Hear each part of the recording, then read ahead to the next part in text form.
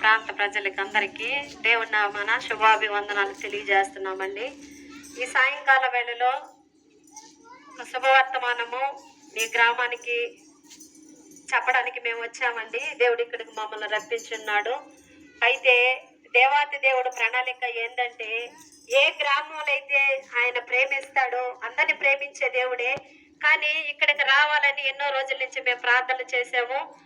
దేవాతి దేవుడి చిత్తము, ఆయన కృప లేనిదే ఏది జరగదు.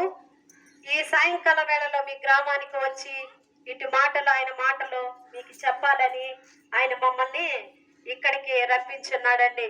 అయితే దేవుడు ఏం చెప్తున్నాడంటే, సర్వలోకమును ఆయన సృష్టించిన సృష్టికర్త అండి. అయితే లోకమును ఎంతో ప్రేమిస్తున్నాను అని దేవుడు లేఖనాలు సెలవిస్తున్నాయి. అవునండి, లోకాన్ని ఎంతగానో ప్రేమించే దేవుడు.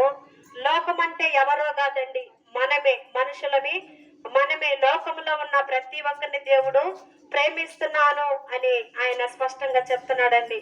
అయితే దేవాతి దేవుడు ఏం చెప్తున్నాడంటే, నేనే మార్గము సత్యము జీవమునై ఉన్నాను, నా ద్వారానే తప్ప తండ్రి అద్దకి చేరగలగడానికి అవకాశమే లేదని ఆయన లేఖనాలు సెలవిస్తున్నాయండి.